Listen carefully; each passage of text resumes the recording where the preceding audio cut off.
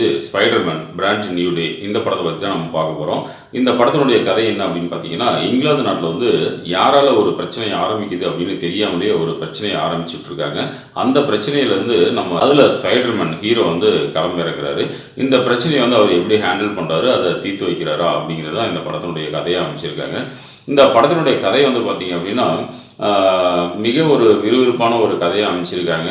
அது மட்டும் இல்லாமல் இந்த படத்துக்கு ஒரு கொஞ்சம் எமோஷனல், கொஞ்சம் ஆக்ஷன் சீன்ஸ்லாம் வச்சுருக்காங்க.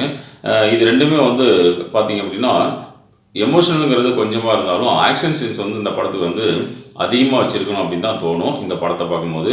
ஆனால் கொஞ்சமான ஒரு ஆக்ஷன் சீன்ஸ் வச்சாலும் அதை வந்து பயங்கரமான ஒரு ஒர்க் பண்ணியிருக்காங்க. ஒவ்வொரு ஆக்ஷன் சீன்ஸும் வந்து பார்த்திங்கன்னா பயங்கர ஒரு எஃபர்ட் போட்டு பயங்கரமான டெக்னிக்கலாக வந்து பார்த்திங்கன்னா நல்லா ஒர்க் பண்ணியிருக்காங்க அப்படின்னு சொல்லலாம். எமோஷனலாக வந்து பார்த்திங்க அப்படின்னா ஹீரோயினுக்கு ரெண்டு பேர்த்துக்குமே உள்ள எமோஷனல்ஸ் வந்து நம்ம தமிழ் படத்தில் கூட இந்த மாதிரி ஒரு எமோஷனல் சீன்ஸ்லாம் வரும் அப்படின்னு நம்ம எதிர்பார்க்கலாம் உண்மையாலுமே. ஆனால் ஸ்பைடர்மேன் படத்தில் இந்த மாதிரி ஒரு எமோஷனல் சீன்ஸ் வரும் அப்படிங்கிறது யாரும் எதிர்பார்க்க முடியாத ஒரு விஷயம். ஆனால் நீங்கள் இந்த படத்தை பார்க்கும்போது உங்களுக்கு கண்டிப்பாக அந்த எமோஷனல் சீன்ஸ்லாம் வந்து ரொம்ப பிடிக்கும். அந்த மாதிரி தான் இந்த படத்தில் வந்து பயங்கரமாக எஃபர்ட் போட்டிருக்காங்க. அது மட்டும் இல்லாமல் இந்த படத்துக்கு வந்து கொடுக்கப்பட்ட கதாபாத்திரங்கள் வந்து எல்லாமே நல்ல ஒரு கதாபாத்திரங்கள் நல்லா ஒர்க் பண்ணியிருக்காங்க. அவங்களுக்கு என்ன தேவைகள் கொடுக்கணுமோ அது எல்லாமே கரெக்டாக இந்த கதைக்கு ஏற்ற மாதிரி கொடுத்துருக்காங்க. இந்த கதைக்கு ஒவ்வொரு கதாபாத்திரங்களும் எந்த மாதிரி அவங்களுடைய கேரக்டர் பேசப்படணுமோ அதுக்கு அந்த மாதிரி அவங்களுடைய ஒர்க் எல்லாமே அமைச்சு கொடுத்துருக்காங்க அப்படின்னு சொல்லலாம். இன்னொரு ப்ளஸ் பாயிண்ட் என்ன அப்படின்னா பயங்கரமாக இந்த படத்துக்கு வந்து மிகப்பெரிய ஒரு ப்ளஸ் பாயிண்ட்டு டெக்னிக்கலுங்க. இந்த டெக்னிக்கல் வந்து பார்த்தீங்கன்னா இந்த படத்தில் வந்து சினிமாட்டோகிராஃபியாக இருக்கட்டும், விஎஃப்எக்ஸ், எஸ்எஃப்எக்ஸ், மியூசிக்கு, சினிமாட்டோகிராஃபி எல்லாமே வந்து பார்த்திங்கன்னா பயங்கரமாக ஒரு அவங்களுடைய ஒர்க்கை வந்து ஹார்ட் ஒர்க் பண்ணியிருக்காங்க. இதெல்லாம் சேர்ந்து இந்த படத்துக்கு வந்து பயங்கர டீம் ஒர்க் பண்ணதுனால தான் இந்த படம் வந்து அந்தளவுக்கு ஒரு எஃபர்ட் போட்டு இந்தளவுக்கு ஒரு ஒவ்வொரு சீன்ஸும் வந்து பார்த்திங்கன்னா நீங்கள் பார்க்கும்போது ஹார்ட் ஒர்க் பண்ணியிருக்காங்க. நமக்கு பிடிச்ச மாதிரி ஒரு சீன்ஸாகவும் அந்த படத்தில் வந்து தெரியும்.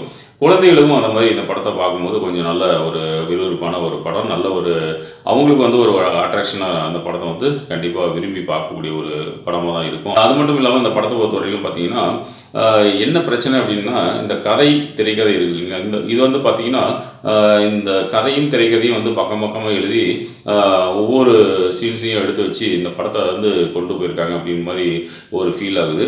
இந்த படத்தில் வந்து பார்த்தீங்கன்னா ஒரு 2.5 மணி நேரம் படம் அப்படின்னா 3 மணி நேரம் ஓடக்கூடிய ஒரு தாட் வருது. அந்தளவுக்கு இந்த படத்தில் வந்து கதையும் திரைக்கதையும் வந்து பயங்கரமாக ஒரு லென்த்தாக கொண்டு போயிருக்காங்க. அதை வந்து கொஞ்சம் ஷார்ட் அவுட் பண்ணி கட் பண்ணி இந்த படத்தை இன்னும் ஒரு மெருகேற்றி கொண்டு வந்திருக்கலாம். அப்படி பண்ணியிருந்தாங்கன்னா இந்த படத்தை வந்து இன்னும் கொஞ்சம் நல்லா ஒரு ரசித்து பார்க்கக்கூடிய ஒரு படமாக இருக்கும் அப்படின்னு எல்லோரும் நினைக்கக்கூடிய ஒரு விஷயமாக தான் இருக்கும். ஒவ்வொரு கதாபாத்திரங்களும் நல்ல ஒரு எஃபர்ட் போட்டு பண்ணியிருக்காங்க அப்படின்னு சொல்லலாம். ஆனால் சில கதாபாத்திரங்கள் அந்த இடத்துல பேசப்படலை. இந்த கதாபாத்திரங்களை வடிவமைக்கிறதுல சில கதாபாத்திரங்கள் வந்து அந்த இடத்துல இந்த கதாபாத்திரம் ஏன் வருது, ஏன் போகிறாங்க அப்படிங்கிற மாதிரி இருக்குது. அவங்களுக்கு அந்த இடத்துல என்ன வேலை இருக்குது அப்படிங்கிற மாதிரி சில விஷயங்கள்லாம் கேள்விக்குறியாக அமையுது அப்படின்னு சொல்லலாம்.